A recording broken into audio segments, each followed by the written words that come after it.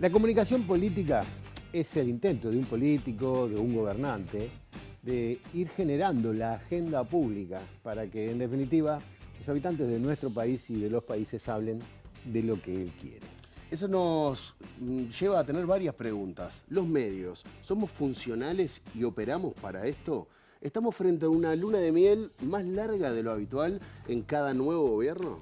Nos gobierna una agencia de publicidad, eso es lo que dice el Frente Amplio.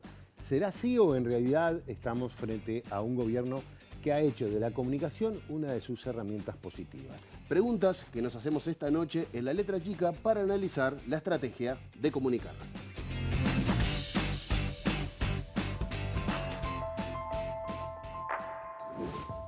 Today, no politician would try to communicate a program before going to marketing people what a good politician should be in the way of democracy and what a good politician should be according to political marketing. Today, you can only be a mix of the two. Le candidat n'est plus le candidat pour une fonction présidentielle, pour l'exercice d'une politique, pour l'application d'un programme politique, mais il essaie de capter l'attention, de séduire l'électorat comme s'il était un personnage de ficción. ¿Qué es la comunicación política? Es el intento de controlar la agenda pública, a mi favor. Que la gente hable lo que yo quiero que hable en el direccionamiento que quiero que hable, ¿sí? Entonces, si no hablo, más allá de que el silencio sea virtud, difícilmente pueda encuadrar, pueda organizar, pueda controlar una agenda. ¿Toda política tiene un formato comunicacional? Sí. En el 100% de los casos sí. Por lo tanto, entender a la comunicación política desde su concepción epistemológica más profunda no depende de una moda o la visibilidad circunstancial del hoy. El ser humano está diseñado evolutivamente para ser manipulado. Pensadlo bien, vivimos en sociedad, somos animales gregarios. Necesitamos ser, en cierto modo, manipulados para que el rebaño vaya en una dirección. La mentira siempre ha sido la moneda. Está aquel viejo concepto de miente, miente, miente, que algo queda. El principio, diría que de la propaganda del siglo pasado. Ciertas herramientas, ciertos instrumentos, lo que pasa es que se modifican en las formas, en la intensidad o en la velocidad. Las redes nos han dado mucha mayor velocidad para llegar a todas partes y para mover información y motivación en tiempos cortos. Tus tiempos los marca el primer tuit, y el primer tuit va a poner el terreno de juego donde vamos a jugar el resto. Eso hace que entremos en una velocidad de vértigo, ¿no? Una velocidad de vértigo de los procesos de comunicación. Las tecnologías aportan tres cosas. Primero, nuevas fórmulas de comunicación, más interactivas, más basadas en la conversación. Segundo, aportan nuevas formas de organización política, tanto para la comunicación como para las campañas, para la gestión política, basadas en la red, la cooperación, la inteligencia múltiple. Y finalmente también aportan nuevas maneras de resolver problemas. Ya no podemos pensar en una comunicación solamente, digamos, muy de arriba a abajo o muy unidireccional desde el mensaje que va desde las instituciones hacia el ciudadano.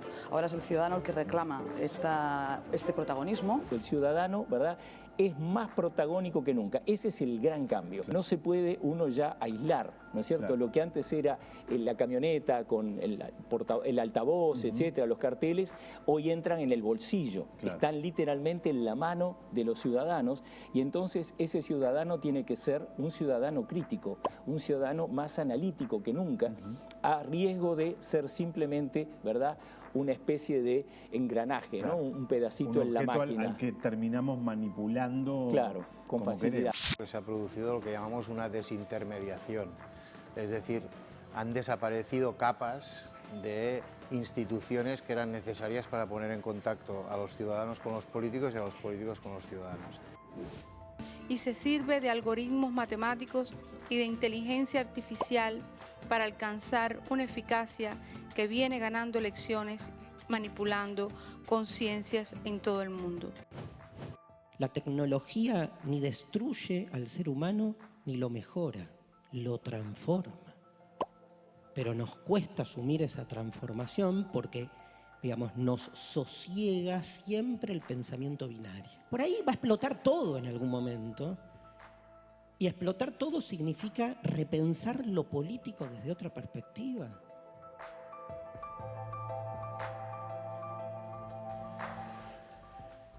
Buenas noches, bienvenidos a La Letra Chica, a esta nueva propuesta para desarrollar el tema en el día de hoy, que vamos a hablar de los temas de la comunicación, Diego y todas esas cosas. La estrategia de comunicar. La estrategia Ricardo. de la comunicación.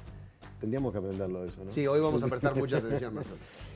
Nos acompaña Ana Laura Pérez, periodista, docente y analista de nuestro programa, y Julián Canaré, que ya estuviste en otro programa anterior. Sí, verdad. Gracias por venir. Julián es magíster en Comunicación y Cultura, licenciado en Comunicación Social, socio y director de Ciudadana, empresa especializada en comunicación ciudadana, política y gubernamental.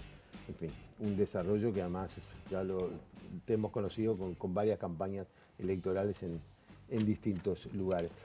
Si les parece bien, cuando hablábamos de hacer este programa o de cómo lo íbamos a hacer, creo que todos coincidimos que la calle y su gobierno tienen como uno de sus mayores logros la capacidad o la política de comunicación. Ustedes son gente que se dedica al estudio de eso, así que, como decíamos con Diego, vamos a escucharlos y que nos digan si piensan que es así. Por lo menos para empezar. Dale, Julián. Adelante. Julián, que nos dijo que le pusimos en el tape a todos los competidores que habían en Latinoamérica de su trabajo. O sea, lo matamos. Amigos, socios y colegas. Bien, amigos. Lo primero que debemos pensar a la hora de analizar la comunicación es que hoy en día no podemos disociar el acto de hacer política del acto de comunicar. Hacer política es todo el tiempo estar comunicando. Y hay un teórico de la comunicación de larga data, que es Václavic, que nos dijo hace mucho tiempo, cuando nosotros estudiamos en la universidad, que su teoría es todo comunica. Todo comunica quiere decir que los gobiernos todo el tiempo, cuando están tomando decisiones, están comunicando de una u otra manera. Cuando analizamos este periodo de gobierno, desde marzo hasta casi diciembre, lo que tenemos que pensar es que es un gobierno que asume en una época distinta.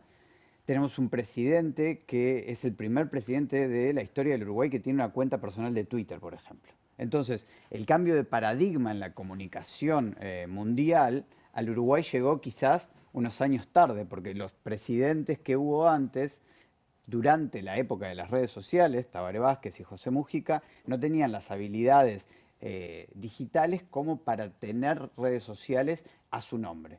Luis Lacalle Pou ya las tenía previamente. Pero también asume en el medio de una pandemia.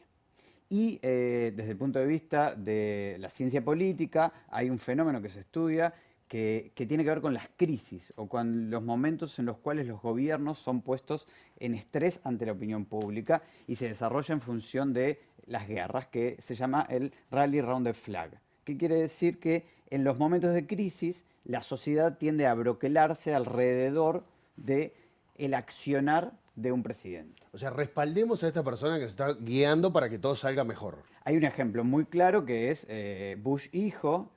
El día antes del atentado de las Torres Gemelas tenía un 51% de aprobación, una semana después tenía un 86% de aprobación y una semana después tendría un 90% de aprobación. O sea, estamos hablando entre el 10 de septiembre y el 26 de septiembre de 2001. Entonces, estas cosas tienden a nosotros a broquelarnos como sociedad y pensar que hay que apoyar a quien está tomando las decisiones que tienen que ver con este problema que nos nuclea a todos, que en este momento es el coronavirus.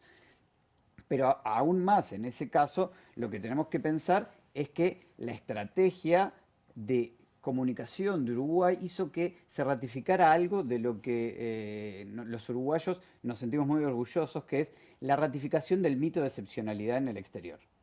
Nos vimos nuevamente en los medios del mundo admirados por nuestro accionar político excepcional y enormemente excepcional con la región. Porque las identidades mediáticas que hoy estamos analizando también en el exterior se construyen en contraposición con el que hace bien las cosas.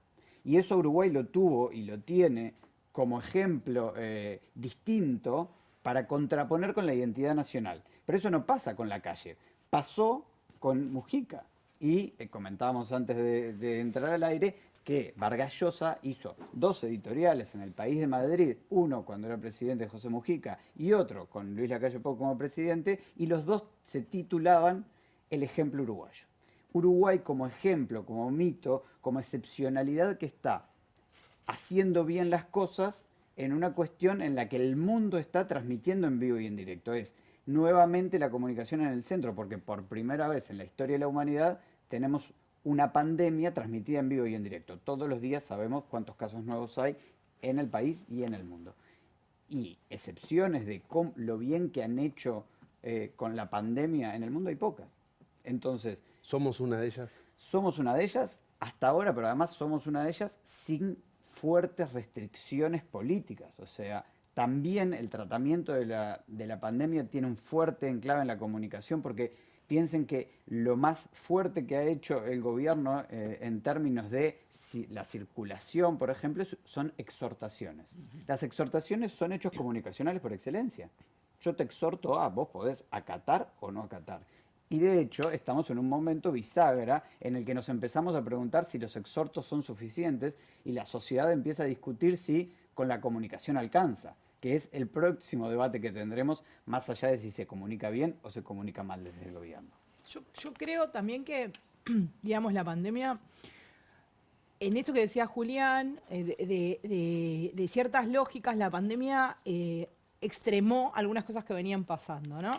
En cómo la gente se comunica, cómo los gobernantes se comunican, un proceso que viene pasando. Ustedes hablaban al principio del tema de los medios, qué partidos juegan los medios. De hecho, de un tiempo a esta parte, ha habido una desintermediación de algunas relaciones entre los gobernantes y entre los políticos y la gente. Después podemos discutir que esas desintermediaciones no son tantas como creemos, que no estamos tan desintermediados, que las plataformas tienen reglas de funcionamiento que hacen que algunas cosas se vean y otras no, etc.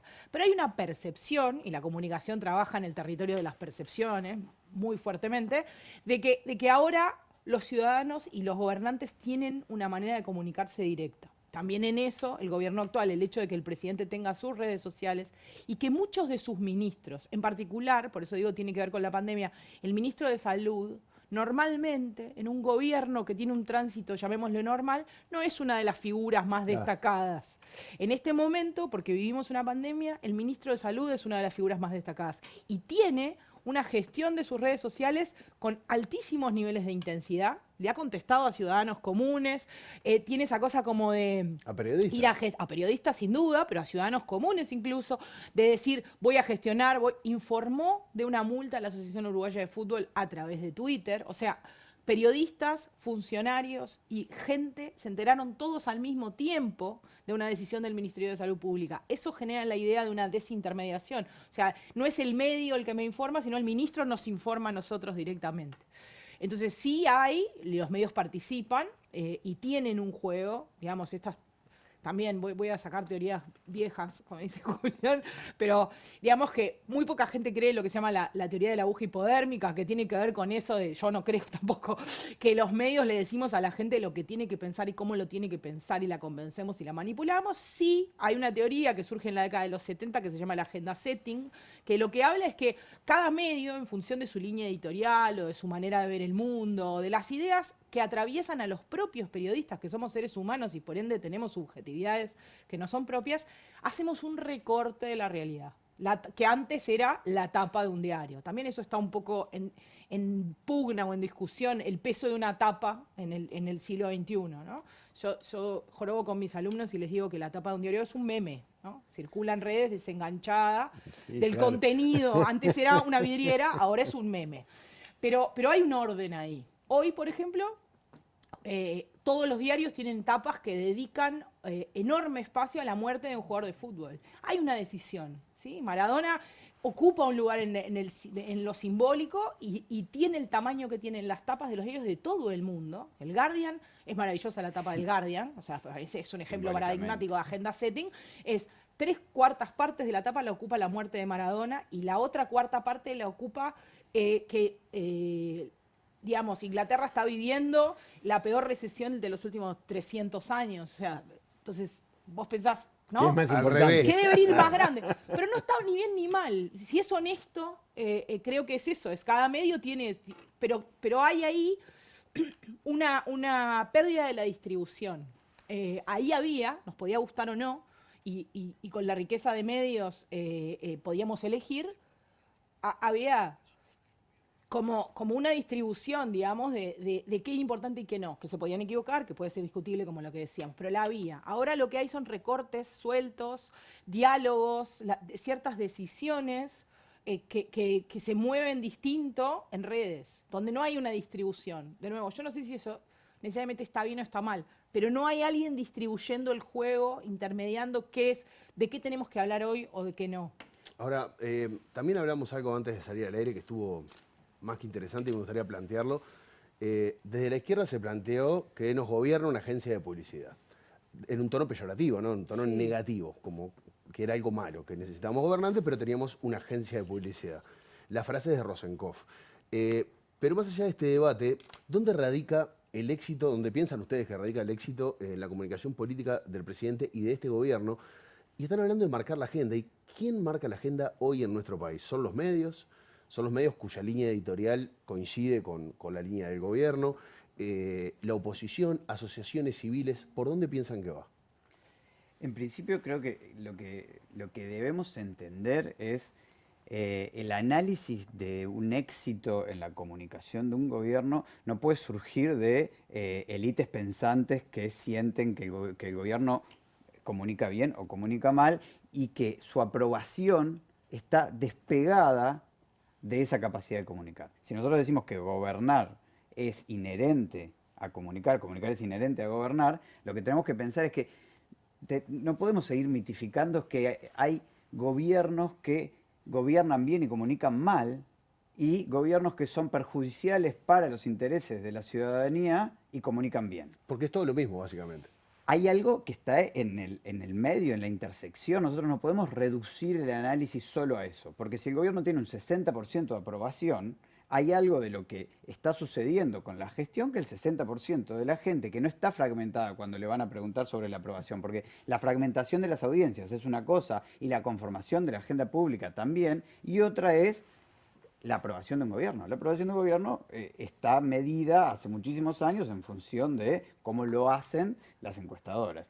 Y eso no tiene que ver con las burbujas. Y no podemos pensar que ante los ojos de la ciudadanía, nosotros podemos analizarlo como querramos. Rosenkopf tiene la capacidad como analizarlo como él quiera. Ahora, pensar que el 60% de la población está engañada es tratar de no entender ese 60% de la población que está aprobando lo que hasta ahora está diciendo el gobierno o está haciendo el gobierno. Que esas políticas todavía no hayan tenido el efecto que la izquierda cree que van a tener en la gente o que la gente todavía no se esté pudiendo dar cuenta porque la agenda setting está colonizada por la pandemia, son cuestiones diferentes. Pero primero tenemos que entender a esa gente que aprueba el gobierno para poder sacar conclusiones y no disociar la tarea de gobernar de la tarea de comunicar. Porque si no, el problema fundacional que tiene la izquierda es que durante 15 años, cuando aprobaban sus gobiernos y los volvían a elegir, ¿cuál era de las dos nociones que estamos poniendo en tensión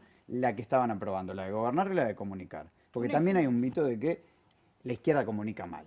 Un ejemplo buenísimo para mí de eso que dice Julián es la creación del GACH. ¿Qué es de hecho, si lo analizás, si haces esa disección, es tremendo acto comunicacional. Decir, bueno, a partir de ahora voy a crear una comisión de científicos que me va a ayudar a entender una cosa que es meramente territorio de la ciencia. Le voy a dar espacio a la ciencia. Ahora, es un acto de gobierno también. O sea, es una decisión de gestión. Entonces, ¿qué es? ¿Una cosa o la otra? Y bueno, es un poco las dos. También hay que pensar qué pones en foco cuando decidís. Si lo que pones en foco es una cosa o la otra. Si lo que se va a ver es lo que te parece más importante que lo que efectivamente va a pasar. Pero son las dos cosas.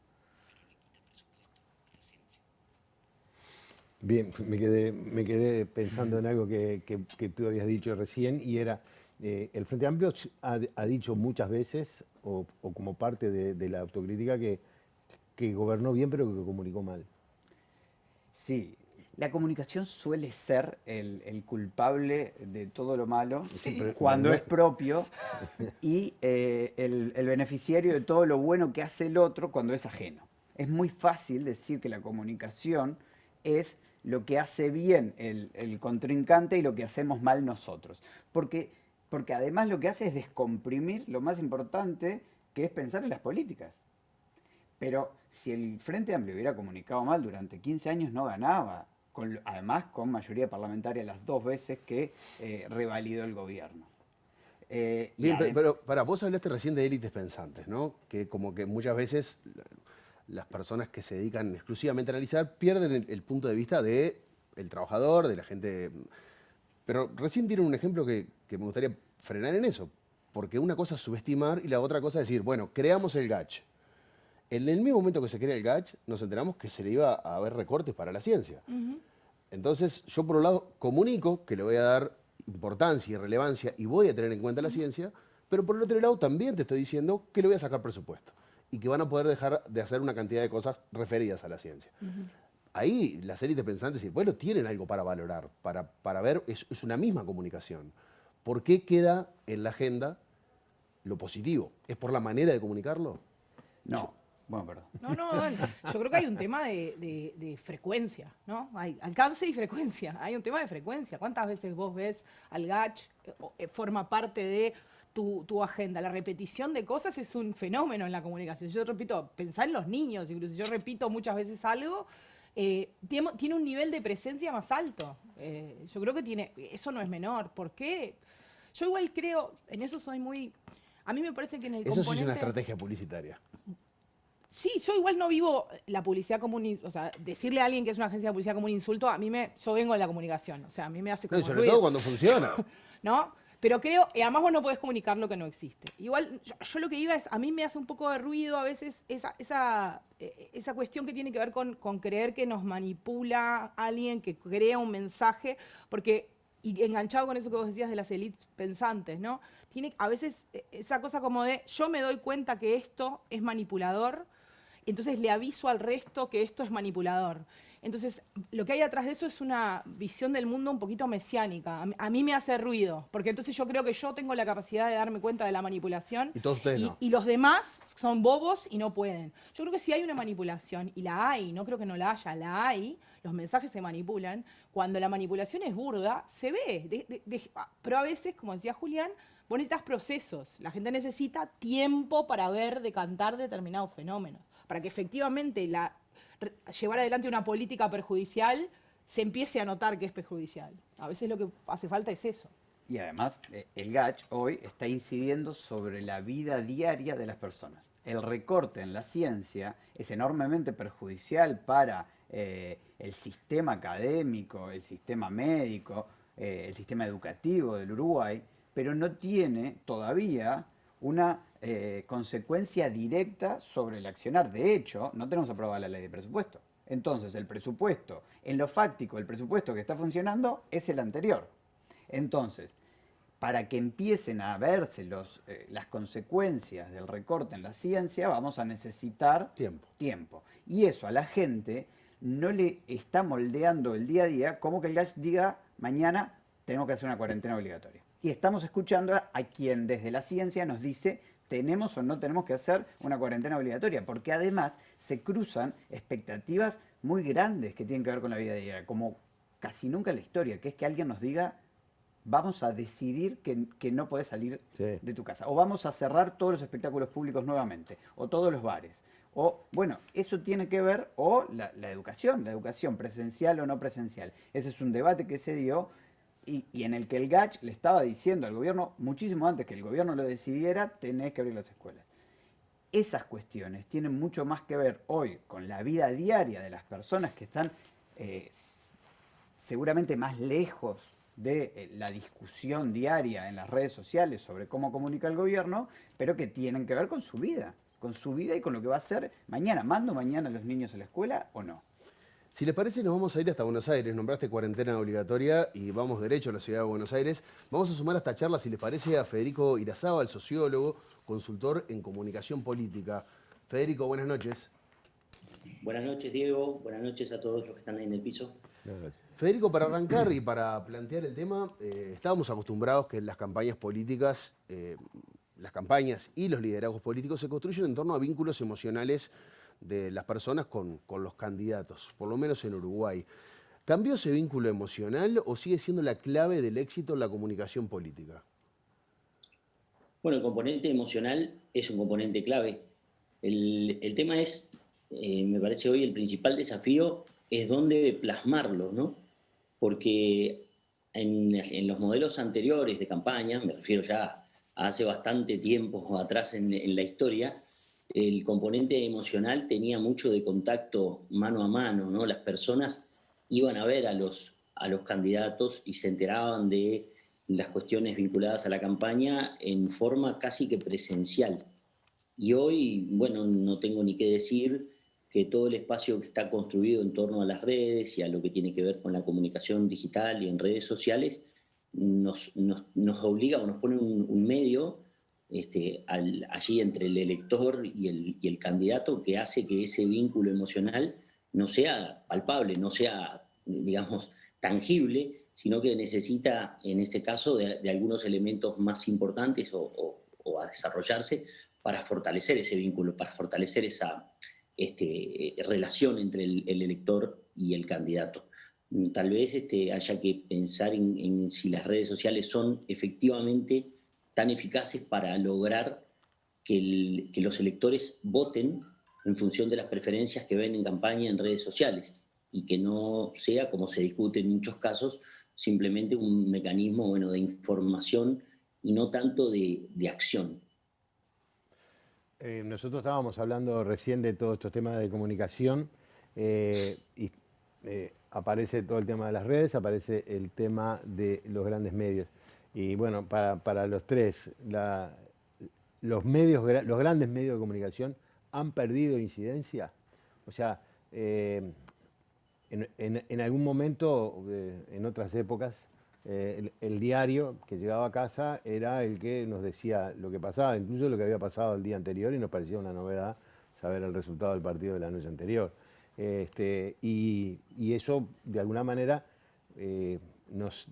eran los elementos sobre los que después íbamos a desarrollar nuestra comunicación, nuestra conversación, etc. Hoy parece ser que eso ya no es tan importante. Perdón, los programas de radio se hacían en con base las a los noticias diarios, claro, de la noche anterior, o sea, no había casi inmediatez, o sea, difícilmente muchos de los programas generaban una agenda propia, sino que se iban reforzando con la agenda que marcaba un diario, por ejemplo. Claro, era en la mañana en las radios lo que se hacía era casi reproducir lo que decían los diarios. Hoy eso ha cambiado, o sea, los medios da la sensación que ya no son tan mediadores entre la gente y la sociedad. No sé, se lo tiro, son ustedes los que tienen que decir. Yo creo que sí, ¿no? Sí, sí, no sé, empezar Julián, sí, sí. Vivimos, esto que decía Federico, un crecimiento de la capacidad de inserción en los medios de las temáticas que los ciudadanos manejan a través de las redes, o sea que las redes son un elemento más. Pero los principales focos nodales de las redes siguen estando alrededor de los medios tradicionales. Y es más, la validación de una noticia sigue pasando por un medio tradicional que pueda validarlo, que pueda decirnos esto es verdad. Y pensemos en ayer. Sí, todos estaban esperando que un medio grande lo Todos estaban esperando, e incluso con Clarín habiendo publicado, es oficial, muere Maradona, muchos otros medios tuvieron tiempo para preguntarle a más fuentes. ¿Por qué? Porque las redes también nos han desjerarquizado la capacidad de entender nosotros cuáles son aquellas fuentes que nosotros podemos creer. A algunos de ustedes les debe haber pasado en los grupos de WhatsApp que cuando mandamos esa noticia lo que nos respondieron fue Clarín miente, que es un meme hoy, ¿no? Pero era porque era lo que quería la gente.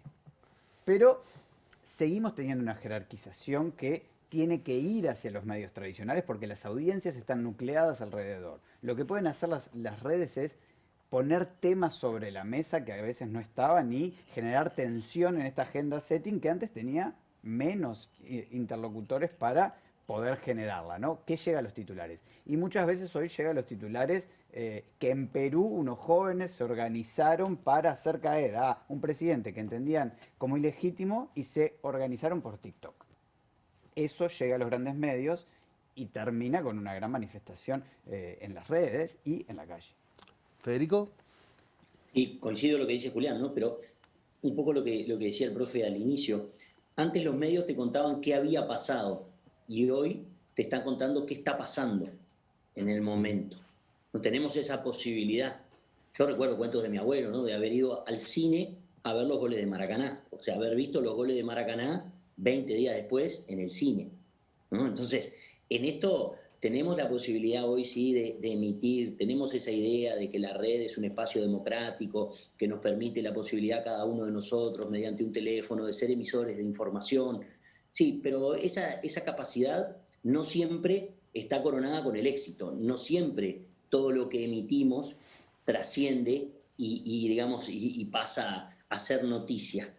En cambio, coincido con Julián de que la validación hoy sigue estando por los medios. El éxito en realidad de un buen tuit es cuando ese tuit llega y es levantado por un informativo central.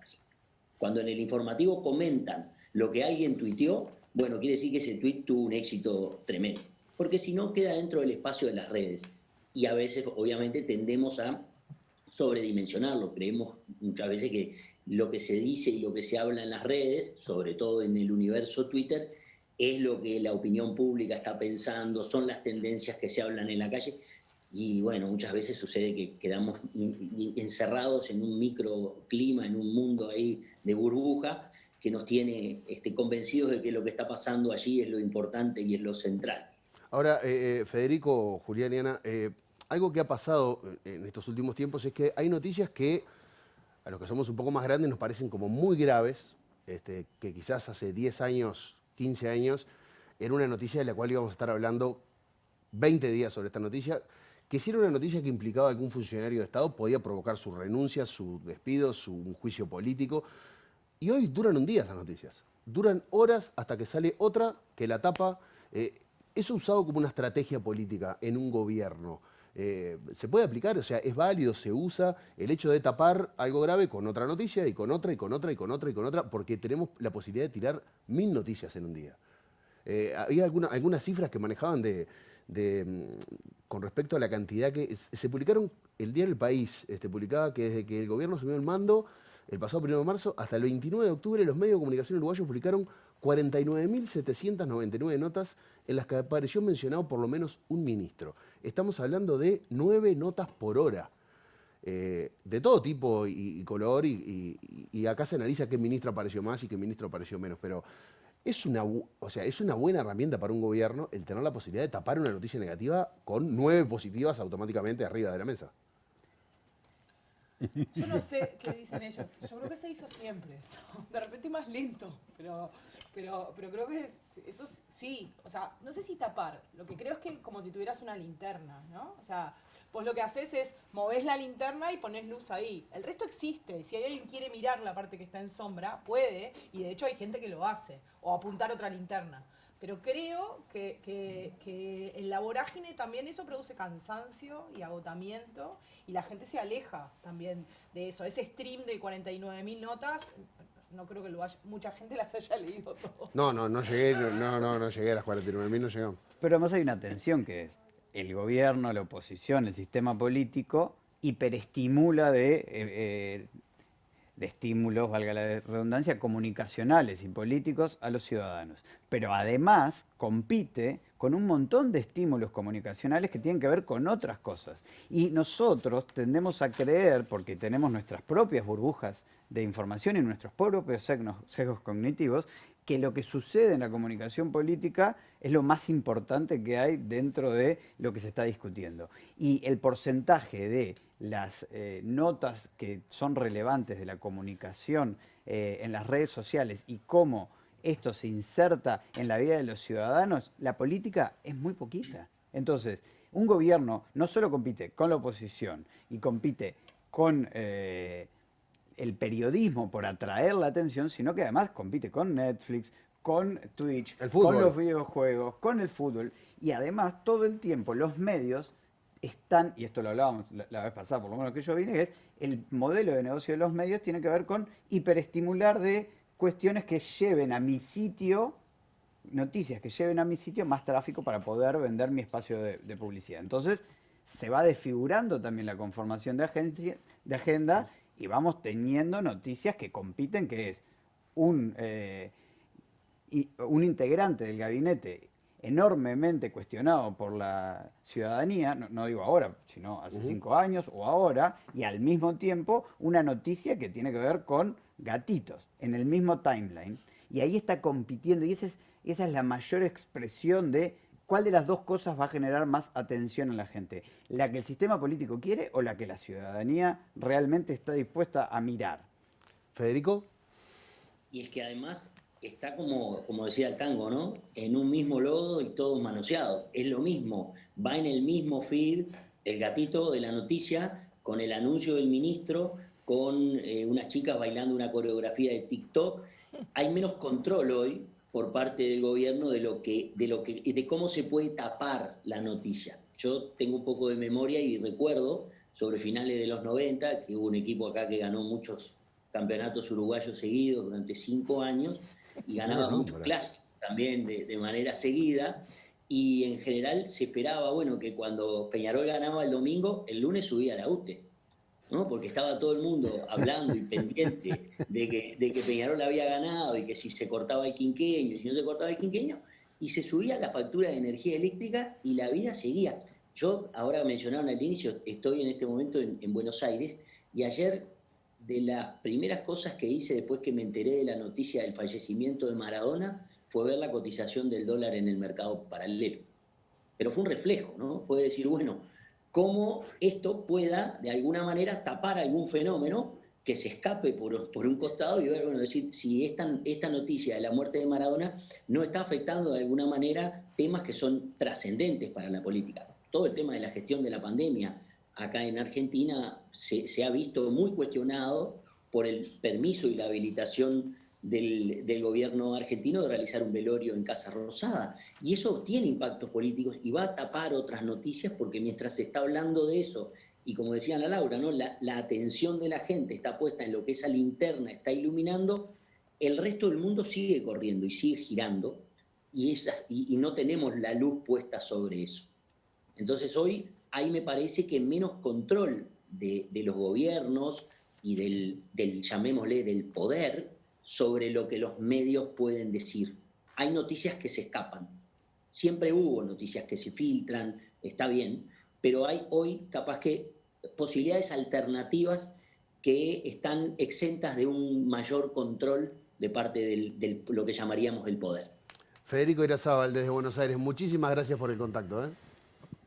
Por favor, a ustedes, muchas gracias por la invitación y nos vemos pronto. Un abrazo. Un placer. Julián, muchísimas gracias. No sé si te quedó algo más. No, ya dijimos demasiado. Nos quedó fuera hablar cómo hizo que ganara un tipo que tenía un 4% de aprobación y lo llevó a ser presidente. Esa la dejamos para... En Costa Rica. Bueno, eso tenemos tiempo en otro Se lo preguntamos en privado y lo usamos para algo, Ricardo. Gracias por la invitación. No, por favor, fue un gusto. Enseguida volvemos y seguimos en este tema, pero quizás con otras miradas. En unos minutos nada más.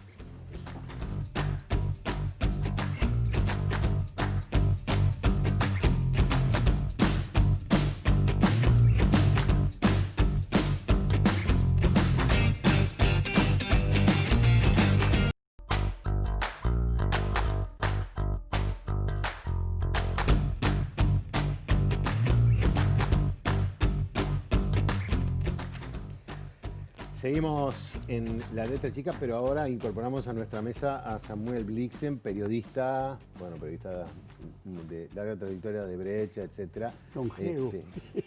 Bueno, mejor, y docente. Digámoslo así. Y también sigue con nosotros Ana Laura. Y Diego. Y también Diego también sigue con nosotros. A finales de la década del 60 se dice que fue cuando apareció la teoría de la fijación de la agenda. A partir de ese momento se cree que los medios empezaron a influir en la forma en que cada uno de nosotros pensaba o qué era lo que leíamos o de qué nos teníamos que preocupar. Bueno, a lo largo de mucho tiempo, tú sos un periodista de investigación, que has hecho muchos trabajos, y quizás la gran pregunta es qué ha cambiado, ¿no? de esa época o de la fijación de, bueno, lo que decía el informativo del canal o lo que salía en la tapa del diario El País o El Día, lo que fuera, al día de hoy, que ha cambiado con la presencia de las redes. Sí, y no solamente de las redes, ¿no? Yo pienso que hay el desarrollo de la tecnología ha generado trabajos particulares en cada sector de la comunicación. Y por ejemplo, pienso que el hecho de que las redes, que uno pueda acceder a dar información o opinión a través de las redes, y que eso se difunda de la manera que se difunde, más el hecho de las formas que ha alcanzado para comunicar, tecnologías como la de la televisión, hace que, por ejemplo, es decir, la prensa escrita ocupe otro papel, o sea, se especializa en determinada cosa.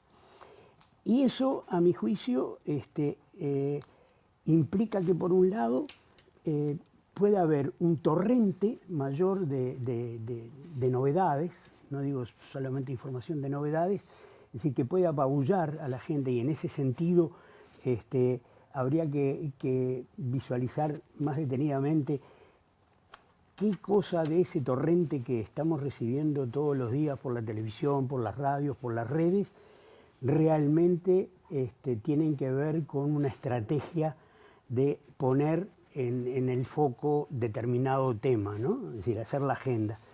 Y por otro lado, pienso que hay los medios que aparecen por internet, los diarios, ya sea en papel o también por internet, se dedican más a, o sea, pienso que se dedican más a un análisis más profundo, es decir, un tratamiento más detallado de algunos temas, y eso también, a mi juicio, genera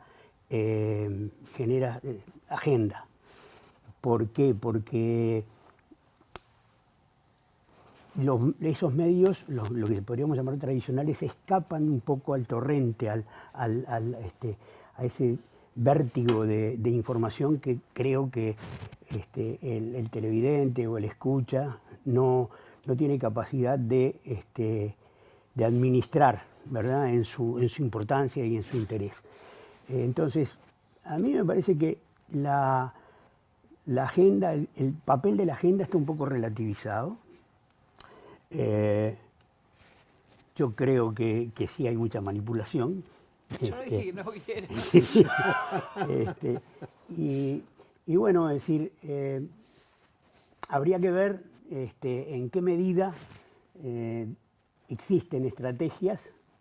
Creo que hay algunos ejemplos en este último gobierno que realmente sí lo permitirían comprobar, pero de qué manera se producen esas estrategias para poder en el torrente de información darle destaque a determinados temas que a determinados sectores les interesa que penetren y que se discutan, o por el contrario, es decir, que se asuman sin un análisis muy profundo, ¿no? Es decir, porque hay otros mecanismos, como la reiteración de las cosas, que te permite aceptar el discurso que se te está imponiendo de alguna manera sin un grado... Sí, a veces se construye una idea de que algo es inexorable. Claro, exactamente, exacto. Ahora, a los dos les pregunto, porque se señala últimamente que la gente como que se informa de lugares mucho más diversos que antes. De cosas que le pasan por adelante mientras está con el teléfono y ve una captura de pantalla de un tipo que la hizo en no sé dónde y lo toma como si fuera una información, una noticia. Como que el nivel de noticia es mucho más superficial, quizás con un título, para mí, es suficiente como para alargarlo en un grupo de WhatsApp, discutirlo, llegar a una idea final. Eso de alguna manera, ¿cómo se aplica para un gobierno a la hora de comunicar? ¿Es beneficioso que la gente agarre cositas de todos lados, se quede con titulares? Perdón, hay un tema que me gustaría poner arriba de la mesa y que es el modelo de negocios de los diarios digitales, que solo te permite acceder al titular a no ser que pagues, la mayoría de ellos. O en algunas notas específicas, si te lo permite, en otras no. Entonces la gente lee el titular, más o menos hace una idea, lo comparte, captura. ¿Eso cómo lo puede manejar un gobierno, por ejemplo, a la hora de comunicar? El hecho de que la gente esté salpicada de cosas muy superficiales.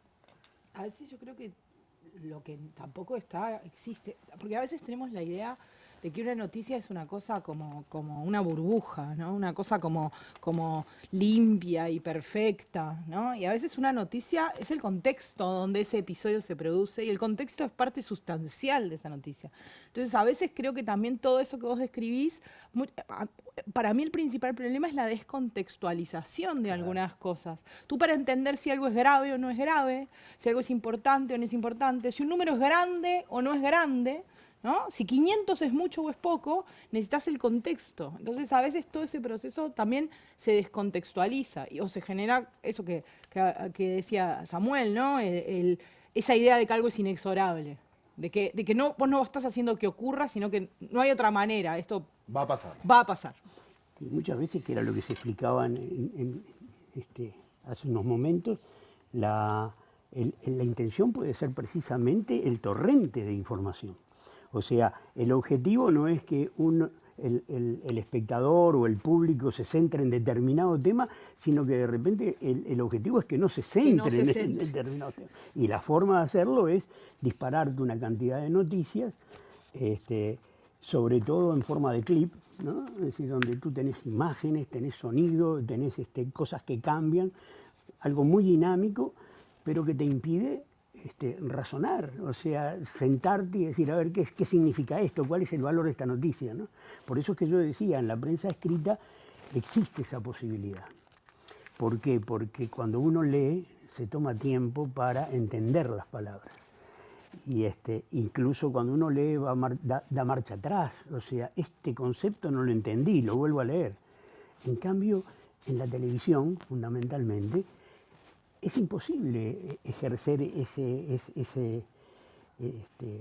esa tarea. Y bueno, por eso digo, a veces es lo interesante o lo que se pretende es que se reiteren informaciones de modo de que tú no tengas una capacidad de análisis y un espacio de tranquilidad para razonar. Yo creo que ahí está un poco lo que hablábamos de la manipulación, ¿no?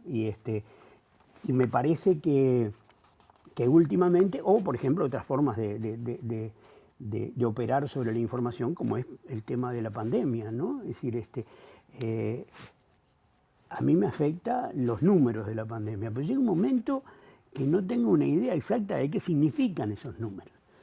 Y a veces no tengo la respuesta a esas interrogantes, ¿no? Es decir, bueno, sobre todo para formarme juicios de comportamiento, ¿no? Es decir, ¿salgo o no salgo de casa?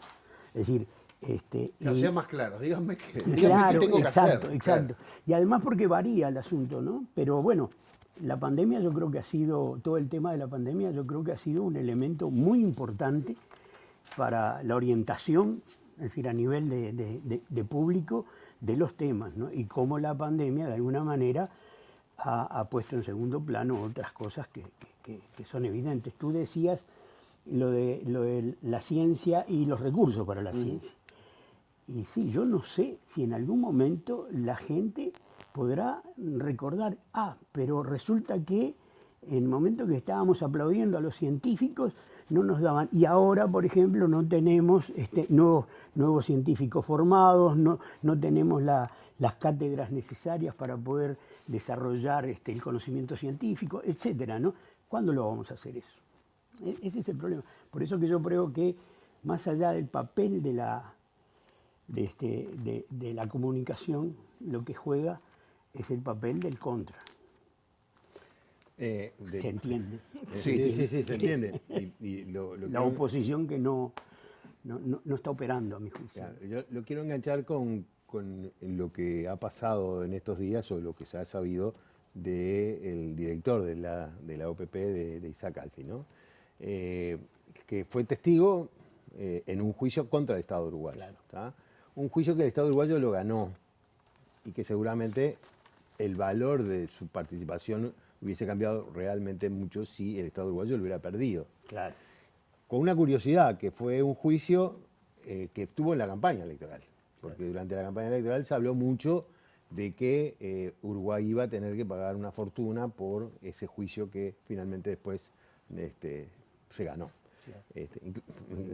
Simplemente como un anecdotario, que después cuando se ganó, en realidad hasta se discutió por qué se había ganado, si era porque Uruguay había actuado bien o porque había tenido suerte. No sé si se acuerdan que era un problema que era. El tema es que Alfie dijo una cosa que no era cierta, y igual sigue teniendo una responsabilidad en el gobierno, y el gobierno lo ha respaldado y de alguna manera lo ha encubierto. Entonces, eso es un tema también que me parece que es muy interesante de manejo de información política y de... Y ahí yo creo que en este episodio es importante señalar el papel de la prensa. ¿Por qué? Porque cuando se dio el resultado en febrero sobre el juicio, y de alguna manera desde la oposición, o sea, en ese momento ya no era oposición, pero iba a ser oposición, se decía que no debía ingresar Alfie al elenco de gobierno, ¿verdad? No se tenían muchos elementos del por qué. Había como una presunción de que no había estado clara la postura de Alfie, o que por lo menos no había tenido una actitud de defensa decidida de los intereses nacionales. Y ahí en ese momento Alfie dijo, no, yo soy un técnico. Sin embargo, pasó mucho tiempo y resulta que el semanario, es decir, la situación cambió precisamente por una información, por un trabajo del semanario Búsqueda. Porque el semanario Búsqueda, hace muy poco, reveló cuáles eran los términos del informe que Alfie había escrito para una oficina de abogados que respondía, es decir, Ferrere, ¿no? Que respondía, es decir, cuyo cliente era Samin Ferrus, es decir, Aratiri. Y entonces, el conocer los detalles de ese informe fueron los que pusieron realmente en entredicho a Alfie. Y Alfie intentó defenderse en la misma línea, y entonces Búsqueda volvió a publicar a la semana siguiente extractos de el interrogatorio que había sido sometido a Alfie en Washington cuando el juicio, ¿no? Y fue lapidario. O sea, la intervención de los periodistas de Búsqueda, dando la información vital para poder comprender el hecho de Alfie y de Aratiri, me parece que es totalmente destacable. Sin embargo, no tuvo incluso la repercusión que debía haber tenido. Y el Frente, que al principio decía no debería haber entrado, ahora dice, estamos considerando la necesidad de pedir que se vaya Alfie de la UPP. Me parece que no hay una correspondencia entre la gravedad del hecho, porque él estuvo defendiendo los intereses de Aratiri, sin duda, y después queda en evidencia, y entonces, por ejemplo, algunos senadores del Frente Amplio dijeron mintió, lo cual es una afirmación dura, pero no hay una consecuencia política. ¿Cuánto pesa, Samuel, o cuánto crees que pesa que sea un tema complejo de comprender, que requiera de eso que vos decías, de hacer esa pausa y sea difícil de explicar? Bueno, yo no sé, porque en este caso hasta se puede hablar de una terminología que pueda ser incomprensible para el público, pero cuando tú llegas a situaciones como si usted fuera ministro de Economía, hubiera votado los beneficios que reclamaba Aratiri, y él dice sí, está de alguna manera, eso es entendible para todo el mundo. Además, la forma en que lo puso Búsqueda puso un subtítulo que simplemente decía sí, que era la confirmación de todo lo que se estaba hablando. O sea que en estos casos yo creo que si hubiera habido un tratamiento periodístico sobre todo los detalles de este acontecimiento, yo pienso que primero estaría muy enterada la opinión pública, y además quizá habría habido consecuencias políticas. Entonces yo no sé si en este caso no hay reacción porque la gente no entiende por la complejidad. Yo creo que no. Además la gente se maneja por otros criterios. Es decir, por ejemplo, el presidente de la República no solo le dio un respaldo a Alfie, sino que además dijo, y lo hago no porque él sea miembro de la coalición, lo hago porque yo lo conozco y yo lo puse ahí. O sea, hay un respaldo total. Ahora, ¿es un respaldo a qué? un respaldo a una conducta que en definitiva buscaba defender intereses que estaban contrapuestos a los intereses nacionales. Es gravísimo. Ahora, si yo entendí bien, o sea, básicamente la última parte de lo que puso Búsqueda, donde se ponía sobre la mesa la mentira, sí, la mentira. Es una mentira, o sea, yo por eso también voy en la línea de que no sé si es tan complejo de entender. Esta semana nosotros en el programa tuvimos a Raúl Sendic de invitado, donde el mentir fue gran parte de lo que terminó provocando todo lo que provocó con su figura política y su desaparición de la política. Por eso yo creo que nosotros entendemos lo que es mentir en política y sobre todo lo grave que tiene con la oposición que tiene Alfie. ¿Ustedes piensan que este blindaje que se le hizo a Alfie puede tener que ver con cosas que están por venir? No, tú sabes. Estamos hablando de tarifas, de subas. Creo que sí. Creo además que esa expresión es una defensa de una determinada manera de encarar la forma de gobernar y los intereses que se van a defender. Por ejemplo, ahora hay un ruido bárbaro porque Manini Ríos está aliado con el Frente Amplio para sacar una ley sobre la extranjerización de la tierra. Más allá de lo que eso signifique y el alcance que tiene y muchas otras consideraciones que puede haber sobre el tema, lo interesante es que a raíz de esa, yo en brecha lo pongo, es una especie de pacto Ribbentrop-Molotov, ¿verdad? Sí. Y bueno, la reacción, por ejemplo, de un senador blanco es, pero si nosotros siempre vendimos la tierra, desde la época de la colonia la tierra se está vendiendo. Y es bueno tener inversores. O sea, esa es la respuesta a un proyecto de ley sobre prohibir o limitar la participación de capitales extranjeros en compras de tierra. Yo creo que es completamente transparente el asunto. ¿Qué estoy defendiendo? Estoy defendiendo la inversión transnacional, estoy defendiendo la política de que no se le debe aplicar ninguna traba al ingreso de capitales. Que después veremos si el Frente hizo otra cosa o no, pero digo, eso es y con Alfie es lo mismo. O sea, la defensa de Alfie yo creo que tiene que ver con toda la concepción que hay en el presupuesto. Y es una concepción que hace recortes. ¿Es ideológica? Yo creo que sí, claro. Y yo me atrevería a decir una palabrita que a veces puede que sea feo. Es completamente neoliberal, pero absolutamente neoliberal. Y yo creo que la tónica de toda la política del gobierno está dado por esa concepción. Fíjense, a mí me extraña que... Perdón, que no es algo que sorprende, o sea, se votó eso. No, claro. Sí, o sea, se eligió ese estilo de... Se eligió, exactamente. Pero lo hacen, digamos, a rajatabla. Por ejemplo, la pandemia. En todos los países del mundo hay medidas contracíclicas por la pandemia, porque es una locura lo que está pasando. Uruguay, que es felicitado en el exterior por su manejo del problema, es decir, aplica recortes. Es decir, no ha destinado, que yo sepa, un dólar del último préstamo que consiguió, creo que eran 2.500 millones de dólares, para atender cuestiones sociales. O sea, es rígida, es completamente rígida la concepción en materia económica, yo creo que neoliberal. Y bueno, todo esto es expresión de eso. Y creo que la forma en que el presidente defiende y respalda a Alfie está dado precisamente por esa coincidencia.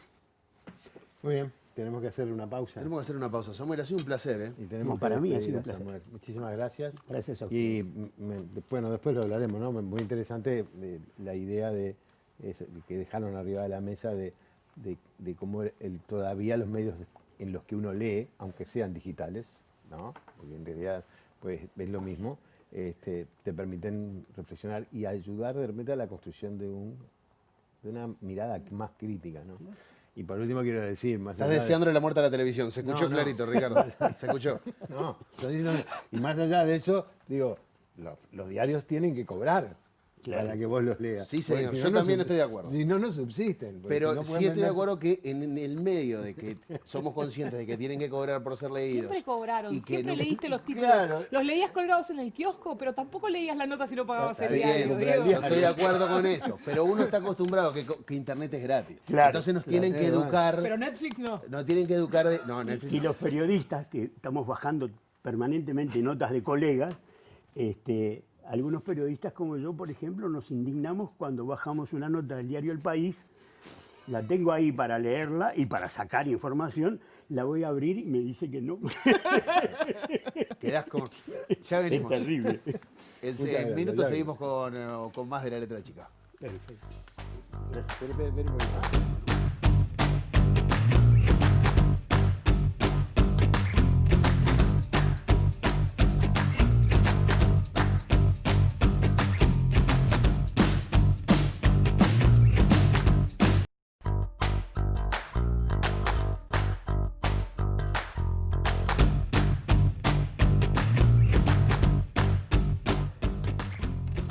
Bien, iniciamos el tercer bloque de esta noche de La Letra Chica y vamos a recibir al periodista y analista Lin Cardoso. Lin, bienvenido, gracias por arrimarte a nuestra Muchas mesa. gracias. Tenés un programa de intercambio en M24 llamado Pescado Rabioso. Una columna que Es una columna, bien.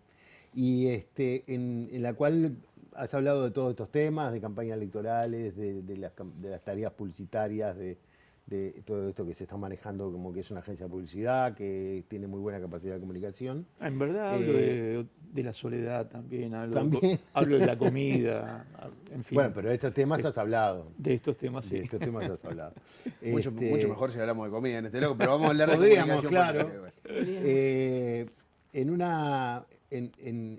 En todo este tema de la campaña, uno de los temas centrales fue el tema de las auditorías. Haremos auditorías hasta en cada rincón del Estado. Fue como parte de esa campaña electoral, donde, bueno, la comunicación y la experiencia, incluso de un gabinete paralelo y de el trabajo en campaña de información, este fue uno de los temas. Pero resulta que cuando apareció las primeras auditorías, creo que fueron 12, quien las comunicó fue la ministra de Economía, Susana Arbeleche. Lo único que quedó fue una frase que se transformó casi en una burla, ¿no? Decide y poco apego, que calculo que si hay carnaval Y la van a nombrar va a ser una frase. Es un hashtag. Es un hashtag, Es un ¿no? hashtag. O una murga. O una murga. Una murga joven que se llame Decide Poco Apego Claro. es un éxito. Bien, hablemos de ese tema, si te parece bien. Bueno, muy bien. Hay una cuestión que yo aplico para ver si hay una campaña, si hay una operación comunicacional. Y operación comunicacional no significa nada malo. Que es como una suerte de matriz de análisis que tiene como 4 casilleros, y si se completan los 4 casilleros, yo digo, ok, acá estoy frente a una campaña, a una estrategia articulada. ¿Cuáles son esos 4 casilleros? 1, la profundidad y alcance del mensaje. Hoy lo podemos medir eso. O sea, podemos medir a través de las redes sociales, podemos medir las entradas de los portales, se puede medir la profundidad. Creo que vos, Diego, dabas algún dato de 49.000 noticias sobre un tema. O sea, se puede medir.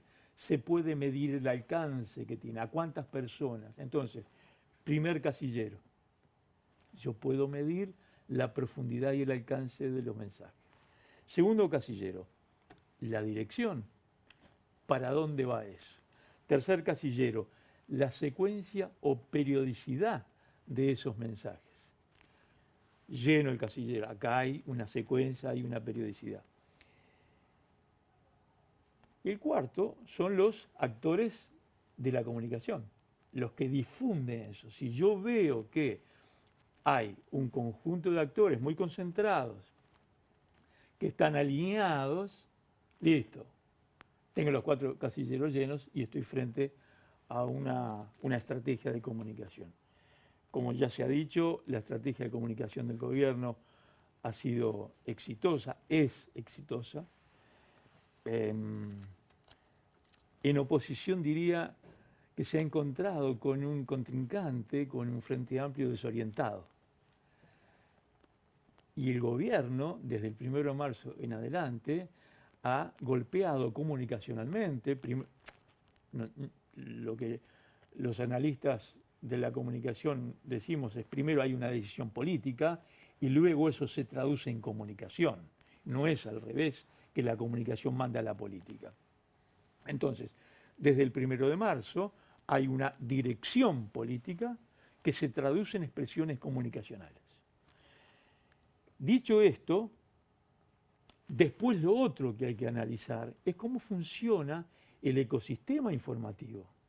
Porque, digamos, yo tiro un titular en un medio y cómo eso funciona en el sistema informativo, cómo se derrama en el conjunto de herramientas comunicacionales que yo dispongo. O sea, yo tengo una caja de herramientas en mi casa, tengo una pinza, tengo un destornillador, qué sé yo. Todo eso yo lo voy a usar en términos comunicacionales. Entonces, el gobierno tiene esa caja de herramientas y las usa. Ahora, pero vos hablas de estrategias, las estrategias pueden salir bien o pueden salir mal. Sí. Hasta ahora estamos frente a muy buenas estrategias sí, claro. de comunicación, porque estamos hablando que en la campaña oposición y gobierno, en ese momento, antes de cambiar de gobierno, todos estamos esperando a ver qué pasaba con las auditorías realmente. Porque se insistió tanto, dijeron, bueno, cuando vengan las auditorías, acá no queda uno, va a ir gente Por eso, presa. yo no sé si esa salió bien, ¿eh?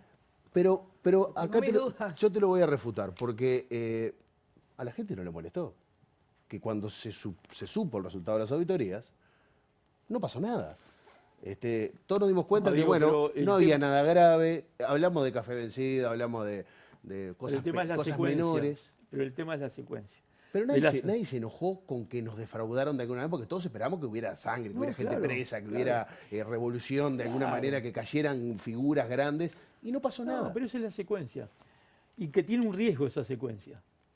Porque, ejemplo, un día el diario El País, un domingo, a la mañana, creo que el diario El País cuelga sus primeras informaciones a eso de las 5 de la mañana, de manera que estaba el domingo a las 5 de la mañana o a las 6 de la mañana, una información acerca de un conjunto de sospechas, irregularidades en el MIDES. ¿Sí? Domingo a la mañana. Y eso dominó. El impacto fue tan importante de esa información dada por el diario El País, que durante todo el domingo dominó la agenda. Dominó la agenda de la conversación, dominó la agenda en redes. Fue interesante. Y eso fue fortalecido porque el mismo domingo un jerarca del MIDES convocó una conferencia de prensa a las 18 horas, creo, algo así. O sea, el golpe informativo del domingo a la mañana fue fortalecido con una conferencia de prensa. Y el tema es la secuencia, una vez por semana, con distintos medios y con distintas herramientas, se construye la sospecha sobre la administración anterior. El eje de la comunicación, uno de los ejes de la comunicación del gobierno, es la sospecha sobre el gobierno anterior. Pero pará, si a mí me lo hacen 3-4 veces y las 3-4 veces no pasa nada, ya deja de funcionar, porque digo, paren, che, no me amenacen que no... Ese es uno de los riesgos de esta estrategia, que a mí me parece que tiene un componente de populismo. ¿Por qué? Porque si vos me decís, no me acuerdo cuándo, hace como 3 o 4 meses, esto del MIDES, y resulta que no hay una sola denuncia, el riesgo que tiene es que vos canses a la gente. Digo, flaco, me estás diciendo una vez por semana que hay olor a corrupción, olor a sospecha, hay decide y desapego, y no hay sangre, como vos decís, ahí tenés un riesgo. Yo tengo la impresión que la estrategia es más o menos esta, para vencer los riesgos. Primero, instalar lo que yo llamo la sospecha del café vencido, ¿no? Dar a conocer los informes de auditoría. Tú dijiste 12 informes de auditorías, 6 o 5 o 6 habían sido hechos por el gobierno anterior. recuerdo uno de Bonomi, febrero del 2020. O sea, usaron una auditoría solicitada por Bonomi, uno de los ministros más criticados por la oposición en aquel momento. La ministra Arroyo dijo que iban a presentar auditorías de los ministerios y de las empresas públicas. Todavía no se ha hecho. De manera que hay una perilla oculta en el gobierno del presidente Lacalle, la exitosa comunicación del presidente Lacalle. La perilla oculta, además del tema de coronavirus, es el goteo permanente en esta estrategia de construcción de sospecha. Igual un poco, no sé. No, pero- que te iba a decir igual, que no te veía muy... igual un poco todos los gobiernos le echan la culpa al anterior. Digamos, Pero eso estamos es, hablando de esto, como yo no- estrategia comunicacional Pero es yo más no tengo, vieja que el agujero del no mate. tengo ¿no? problema, no tengo problema. Antes se hablaba de la herencia maldita, Te diría, por ejemplo, te diría más que también todavía. es un hashtag. Te diría más todavía. En la campaña del 2004, el doctor Vázquez, en varios actos, prometió la instalación de auditorías y no las instaló. O sea, es cierto lo que vos decís, pero hay otra cosa, que lo vinculo con una estrategia de erosión de la confianza y la reputación de la oposición. Sin duda. Del Frente Amplio. Entonces, Perdón, pero no hay que, Ley, calentarse. También lo hacen todos los, pero- todos los sí, gobiernos. Pero estamos hablando de este, no es estamos válido. hablando No, de no, otro. sin duda, pero digo, sin No, duda que lo hacen. Pero a mí lo que me llama la atención de esta estrategia es que te puede salir el tiro por la culata. Porque si realmente vos me podés terminar demostrando, si no se cumplen tus pronósticos de corrupción, de fallas a la ética y a la moral, que me termine demostrando que el gobierno anterior estuvo todo bien. Yo creo que fue un error de cálculo grande. A mí me llama la atención. ¿Por qué la conferencia de prensa la conduce la ministra de Economía? También es como significativo en términos de eso, ¿no? O sea, porque de hecho es una figura que no tiene, digamos, no es particularmente buena en una conferencia de prensa. No maneja particularmente bien el sostén de una conferencia de prensa. Había otras figuras. Si vos haces auditorías en todos los organismos del Estado, hay otras figuras que pueden aparecer. Claro, pero si no tenés nada para decir, pues para que aparezca, no sé, alguien haciendo stand-up, no va a haber nada para decir. A mí me llamó la atención. Yo no creo que haya sido un acierto. Yo no lo vivo como un acierto. Y de hecho, justamente me parece un acierto grande del otro lado, de la oposición, del Frente Amplio, haber construido, o sea, digamos, en comunicación, eso se estudia, ¿no? Cuando vos construís el ataque de alguien en tu fortaleza, ¿no? Si lo convirtieron en un chiste. Si vos podés convertir el supuesto ataque, la desidia y el poco apego en un chiste, si ahora hago chistes con eso, en realidad lo vacío de significado. Bien, Lin, pero ¿por qué la gente no se enojó? Eso es a mí una duda que a mí me queda. La gente es una cosa No, extraña. porque vos sabés que hoy hablamos Sí. de las élites pensantes que a veces uno desde su lugar como que menosprecia un poco y dice, no, la gente no está entendiendo, ¿viste? La gente no sabe de lo que están hablando. La gente es una cosa etérea, Diego. Mirá, yo creo que hay una sobredimensión de las redes, en primer lugar. Estoy de acuerdo. En segundo lugar, Estamos todos de acuerdo. en segundo lugar, porque además el Twitter, bueno, qué sé yo. Cuando yo estoy medio desorientado, que es frecuente, voy a un boliche cerca del Parador Tajes, el boliche del Tato, ¿sí? Si ustedes han leído algo del boliche de Juseca, El Resorte, parecido. Entonces, cuando yo tengo algunas dudas sobre los alcances de estas cosas, ¿Qué me piensa voy- la gente? Me voy a... ¡Ahí va! Me voy a tomar una amarga a ese boliche. Entonces está el Tato, que es el dueño del boliche, está Reverdito, que es un tambero, en fin, Samantha, que es un trabajador de la viña. Y yo me siento ahí a escuchar. Y de vez en cuando tiro alguna pregunta para ver cuáles son las reacciones.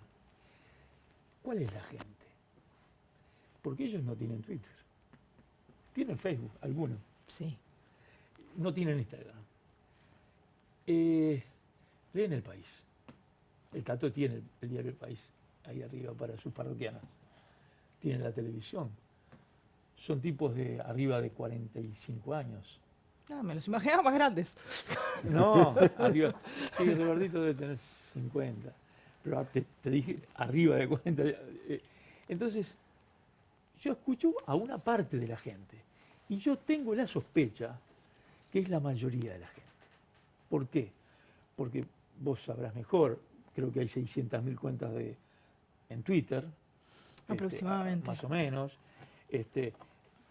Las cuentas de Twitter funcionan en algunos nichos, o sea, los nos economistas seguimos nosotros. Están todos, los periodistas, los abogados, los gobernantes, los claro, políticos. Entonces, hay como tribus, ¿no? Sí. No son los 600.000 tipos que están pendientes de lo que escriba Diego. No, hay un grupo. Bueno, Diego tiene 300.000 seguidores. Claro. O sea que la mitad de los 600 sí están pendientes. La mitad de esos me Diego, insultan, así Pero que también es cierto que los 300.000 tipos, yo soy uno de los que con frecuencia leo, los 300.000 seguidores no leen todo lo que dicen. ¿Está? Entonces, vamos a relativizar los alcances de Twitter. Quiero decir, yo puedo medir, de vuelta lo de la matriz que decía, yo puedo medir el alcance del mensaje, lo puedo medir de distintas maneras, y lo que no puedo medir, meto una encuesta, porque yo no puedo medir todo. Pero entonces, si yo tengo mediciones de redes, mediciones de entradas en portales o qué sé yo, más encuestas, me da algo. Entonces ahí yo estoy frente a un fenómeno comunicacional. ¿Quiénes se calentaron o quiénes no se calentaron con ese tema de las auditorías? Yo te diría que todos los seguidores de la oposición están contentísimos con el mensaje. Y todos los que están en el Frente Amplio están en contra de lo que dijo Arbeleche y que fueron los autores de la desidia y poco apego. Ahora, esta estrategia también permite invisibilizar otros temas. ¿Por qué? El semanario Búsqueda hace 15 días, más o menos, difundió un informe sobre Manini Ríos cuando era director de Sanidad Militar. Si hay un ejemplo de desidia y poco apego, es ese informe de Búsqueda sobre cómo se comportó Manini al frente de Sanidad Militar. Ahora, yo que estoy retirado de la infantería periodística, me permití hacer un par de llamadas. Yo no vi en otros medios ese escándalo, esa información que difundió Búsqueda. Yo hice 2 llamadas y me fortalecieron la hipótesis. Punto 1. Azucena Berruti, cuando se instaló como ministra de Defensa, tuvo que instalar una contabilidad paralela porque los militares se la copiaban. Trajo un contador de afuera para ver qué pasaba con los números, porque no eran consistentes los números. Primera cuestión. Segunda cuestión. Un funcionario del Tribunal de Cuentas. El Tribunal de Cuentas pone funcionarios en distintas reparticiones, controla la legalidad de los gastos. Si vos te compraste caramelos y está dentro de la legalidad, no te observa. Si vos te compraste whisky y estás dentro de la legalidad, no te observa. No encontraban las boletas de whisky del casino de oficiales del Comando del Ejército. ¿Se entiende esto? Entonces, creo que ningún periodista tuvo tiempo, especulo, porque los periodistas en Uruguay estamos con problemas, poco salario y mucha tarea, y no tenemos capacidad para hacer todo lo que nos gustaría hacer. Pero yo no vi repercusiones sobre la desidia y poco apego del general Manini al frente de Sanidad Militar. Bien, pero ahora vos se lo trasladás a los periodistas. ¿Y la oposición? Porque estamos hablando de que... ¿Desorientada? Como yo te dije. Está bien, pero una cosa es estar desorientado, pero la oposición estamos hablando que tiene un volumen de votantes gigante, muy grande. Quedó a la vista con los números que tenemos de las últimas elecciones. Tiene una cantidad enorme de representantes, tiene una cantidad enorme de técnicos, tiene una cantidad enorme de medios que son afines también. ¿Qué rol está cumpliendo hoy la oposición? Porque esto que señalas vos, que te costó 2 llamadas hacerlo, perfectamente podría ser una estrategia comunicacional del gobierno, empezar a emparentar la desidia del poco apego. Mirá esta, y esta con esta, y empezar a emparentar. O sea, eso es una estrategia también. ¿Por qué la oposición está desorientada y no tiene reacción? Yo tengo la impresión, en primer lugar, desoriente. En segundo lugar, hay una transición en los liderazgos en el Frente Amplio, que los liderazgos no se construyen así nomás. En tercer lugar, arriba de la mesa del Frente Amplio está el fenómeno de la autocrítica. En cuarto lugar está el fenómeno de la elección del presidente del Frente Amplio. En quinto lugar, los realineamientos internos. En sexto lugar, la asunción de una intendenta. Qué curioso. Una persona que ha sido atacada por el gobierno y que bajó los decibeles de los ataques una vez Carolina Cose fue electa intendenta. Yo pensaba que en la estrategia comunicacional de erosión de la confianza y la reputación de la izquierda, el Antel Arena iba a ser un símbolo de los ataques del gobierno. Construirán otro símbolo como fue Pluna y como fue ANCAP. Pero yo creo que en el transcurso de los próximos meses y años deberán construir un símbolo similar, de similar entidad pública como Pluna y ANCAP, para que esto tenga una relación, para que concluyan algo, como vos decís. Y que en algún momento, y eso me faltaba decir, va a ir alguno de estos temas a la justicia. Seguramente. Y además, con un conjunto de temas en la justicia, yo chango tranquilo 3 años hasta llegar a las elecciones próximas. ¿Verdad? Entonces yo fortalezco la sospecha durante 3 años. Y más, si quienes van a la justicia le entregan a los periodistas, no estoy hablando mal de los periodistas, le entregan a los periodistas información que el periodista entiende que es de interés público, el periodista lo difunde. Entonces ahí es una zona compleja. Creo que en algún momento te escuché a vos, Diego, si los periodistas son manipulados. Bueno, ahí hay una zona enormemente compleja que si a mí me entregan información de interés público, estoy favoreciendo a uno. Lo tengo bien claro, pero es de interés público, lo divulgo. Punto, chao. Entonces, síntesis para esta historia. Yo creo que estamos frente a una estrategia que tiene algunos riesgos, que si no se sostiene con alguna denuncia penal, se erosiona la convivencia democrática, y eso es dañino, y creo que hay un octavo elemento hoy cuando enumeré algunas cuestiones del Frente Amplio, que el Frente Amplio me parece que no quiere incursionar en una lógica de venganza. Especulo. O sea, ¿vos te crees que esto que yo hice 2 llamadas, el Frente Amplio no habrá hecho 54 llamadas? Claro que las hizo.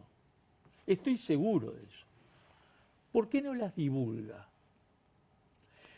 Porque especulo que están cuidando algún costado de esta lógica con cierta perversidad, que no es golpe a golpe, vos me das un golpe, yo te doy un golpe, y ahí se erosiona la convivencia democrática. Muy bien. ¿Qué te quedó? No. Porque, digo, ¿te quedó algo? No, se hablé como un montón hoy.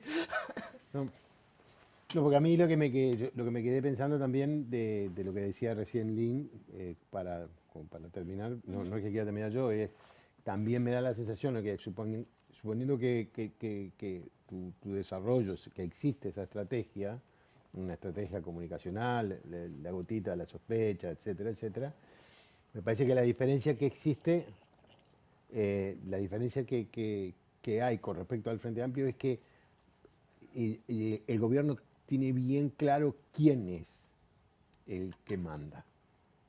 Y decir, no, y te lo hace saber. Pero sí, no, pero no solamente eso, no. Digo, es un gobierno que está claro que la calle es el presidente. Y es un gobierno blanco. Yo creo que además algunos, cuando vos estás en el gobierno, las peleas que elegís también construyen rivales. Claro. Y abonás la construcción del liderazgo del otro lado. Entonces, tal vez algunas decisiones de no confrontar con algunas personas tienen que ver con no abonar la construcción de un rival No para darle la relevancia. Para levantar. Exactamente. A lo que te parece que dice que la diferencia es que el Frente Amplio no tiene.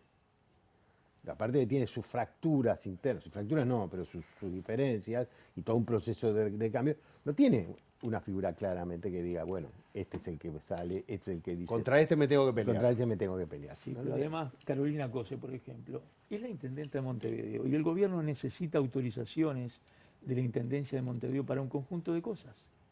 Y a su vez, la intendencia de Montevideo necesita autorización del gobierno central para un conjunto de cosas. Por ejemplo, para los préstamos con el BID. Lo firma el OPP.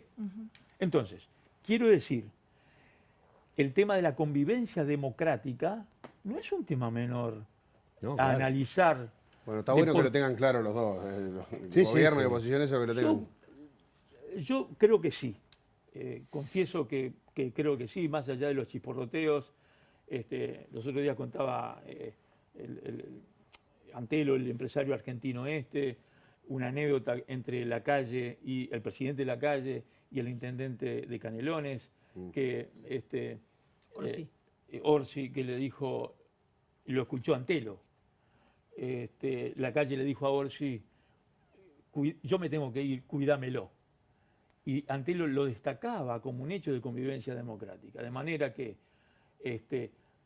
hay, ¿cómo decirlo? Hay como reflejos de mantenimiento de la convivencia democrática. La solución final a la UAM, al mercado modelo, me parece que es un dato que habría que destacar. Ojo, es una solución. Costó, pero se llegó a una pero está bueno, pero es una señal en ese sentido. Sí, señor. En fin. Ricardo, nos tenemos que ir. Muchas gracias, Lynn. Ana Laura, un placer como siempre. Nos vamos rumbo a la última semana de La Letra Chica. Es verdad. Nos quedan 2 programas que vamos a compartir con ustedes, por lo menos en este 2020, así que los esperamos el martes que viene, como siempre, a las 9 de la noche acá en TV Ciudad. Muchas gracias por todo.